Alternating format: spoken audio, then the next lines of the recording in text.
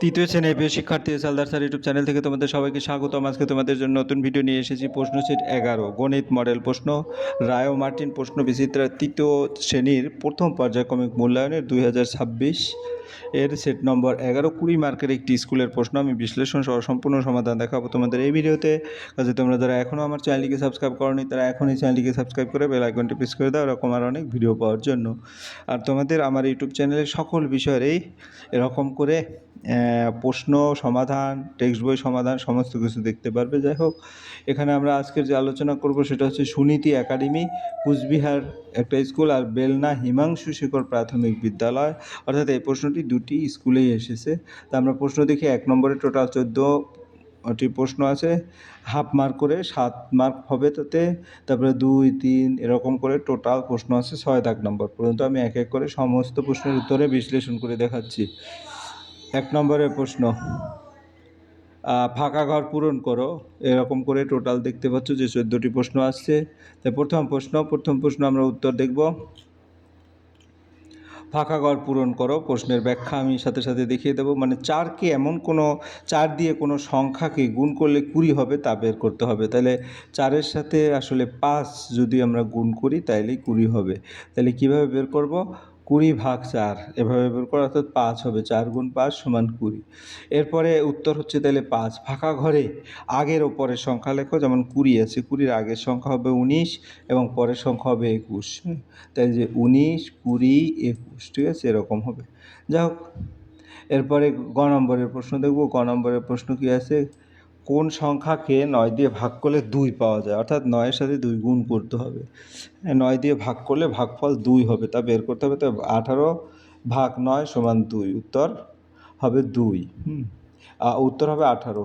235 এবং 335 এর মধ্যে কোনটি বড় বা ছোট তা চিহ্ন দিয়ে দেখাতে হবে। তাহলে 235 ও 335 এর মধ্যে আমার গিয়ে দেখা যাচ্ছে 335 বড়, এই কারণে চিহ্নটা এরকম হবে। হ্যাঁ, এরপরের অঙ্ক হচ্ছে কি 7 + 7 + 7, 3টা 7, 3 × 7 = 21, 7 × 3 লেখা যায়, ঠিক আছে, অর্থাৎ 21 হবে। এরপরে 114-র সাথে 123 যোগ করলে কত হবে? দুটো যোগ করতে হবে। তাহলে 4 আর 3 এ 7, এই যে 7, তারপরে 1 আর 2 এ 3, এই যে 2 3, আর 1 আর 1 2, এই যে 2, অর্থাৎ 237। এরপরের অঙ্ক বলছে কত? 6 নম্বর, 44 টাকা 4 পয়সা সমান ড্যাশ পয়সা। তাহলে আমরা টাকা ও পয়সা, শুধু পয়সা রূপান্তরিত করতে হবে। 1 টাকায় তো 100 পয়সা, তাহলে 44 টাকা 44 পয়সা মানে 44 × 100 + 4, 4400 + 4, অর্থাৎ 4404 পয়সা। এরপরে 10কে কোন সংখ্যা দিয়ে ভাগ করবে? ভাগ করার পরে আবার 5 বিয়োগ করলে 0 0 আসবে। তাহলে 10কে 2 দিয়ে ভাগ করলে এমন একটি সংখ্যা বসাতে হবে যাতে সমীকরণটি ঠিক হয়। তাহলে 10কে 2 দিয়ে ভাগ করলে 5, 5 বিয়োগ 5 অর্থাৎ 0। তাহলে 2 হবে খালি ঘরে। এরপরের অঙ্ক হচ্ছে তোমার নম্বরের অঙ্ক। কোন সংখ্যাকে ড্যাশ দিয়ে ভাগ করা যায় না? কোনো সংখ্যাকে 0 দিয়ে ভাগ করা যায় না, উত্তর হবে এখানে 0। এরপরে ভাগশেষ সর্বদা ড্যাশের থেকে ছোট হয়, ভাগশেষ সর্বদা ভাজক থেকে ছোট হয়, এখানে ভাজক হবে। এরপরের অঙ্ক তোমার সমান চিহ্ন বা মানে বড় চিহ্ন ছোট চিহ্ন বসাও। বড় সংখ্যা > ছোট সংখ্যা, উত্তর। হ্যাঁ, 17 একটি ড্যাশ সংখ্যা। 17 কী ধরনের সংখ্যা? জোড়, বিজোড় নাকি মৌলিক তা বলতে হবে। তাই 17 একটি মৌলিক সংখ্যা। হ্যাঁ, তাহলে আমার এক এক করে 1 নম্বরের প্রশ্ন হয়ে গেল। এবার 2 নম্বরের প্রশ্ন, যোগ করো। 88-র সাথে 21 যোগ করতে হবে।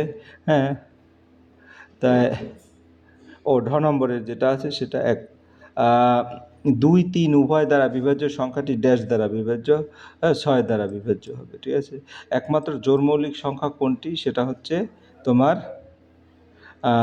একমাত্র জোড় মৌলিক সংখ্যা হচ্ছে কত? 2 হচ্ছে একমাত্র জোড় মৌলিক সংখ্যা। হ্যাঁ, এবার আমরা সরাসরি চলে যাবো 2 নম্বরে। 88-র সাথে 21 যোগ করতে হবে। তার বিস্তারিত যদি দেখি, 88 মানে 8 আর 1,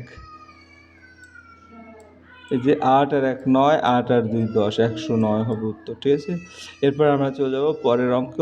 বিস্তৃতি করে দেখাও 449। তাই 449 মানে 400 + 40 + 9, অর্থাৎ 449, এবং কথায় লিখতে বলেছে।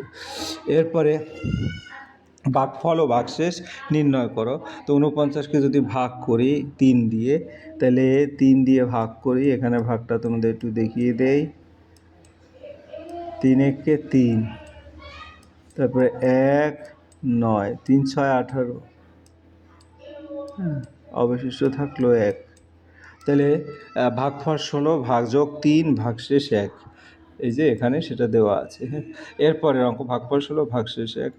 এরপরের অঙ্ক হচ্ছে কি 5 নম্বর, 63 মিটার লম্বা একটি দড়িকে, 63 মিটার লম্বা একটি দড়িকে সমান 3 টুকরো করতে কতবার কাটতে হবে এবং প্রতি টুকরো কত মিটার লম্বা হবে।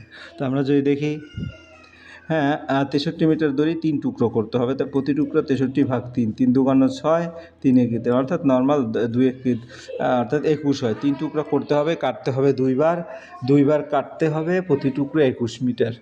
এরপরের অঙ্ক 3 7 6 5 সংখ্যাটিতে 7-এর প্রকৃত মান স্থানীয় মানের অন্তর লেখো। 3 7 6 5-এর এর মধ্যে 7-এর প্রকৃত মান হচ্ছে 7 এবং স্থানীয় মান হচ্ছে 700। 700 থেকে 7 বাদ গেলে থাকবে 693, উত্তর 693। এরপরের গ নম্বরের প্রশ্ন, বিশেষ বিন্যাস অনুযায়ী ফাঁকা ঘর পূর্ণ করো। 96 93, 96-এর পর 93 মানে 3 ব্যবধান, 93 থেকে 90 মানে 3 ব্যবধান, 90 থেকে 87 মানে 3 ব্যবধান, 87 থেকে 3 মানে 84, তাহলে উত্তর হবে 84। এরপরের অঙ্ক 4 0 3 দ্বারা গঠিত 3 অঙ্কের বৃহত্তম এবং ক্ষুদ্রতম সংখ্যার অন্তর্ফল নির্ণয় করো। তাহলে দেখা যাচ্ছে 4 0 3, বৃহত্তম সংখ্যা হচ্ছে 4 3 0 এবং ক্ষুদ্রতম সংখ্যা হচ্ছে 3 0 4, এর বিয়োগফল বা অন্তর্ফল হচ্ছে 126। এরপরের অঙ্ক হচ্ছে এক অঙ্কের সংখ্যাগুলোর সমষ্টি নির্ণয় করো। তাহলে এক অঙ্কের সংখ্যা 0 থেকে 9 পর্যন্ত যদি যোগ করি, তাহলে 0 যোগ 1 যোগ 2 যোগ 3 যোগ 4 যোগ 5 যোগ 6 যোগ 7 যোগ 8 যোগ 9, 45 হয়।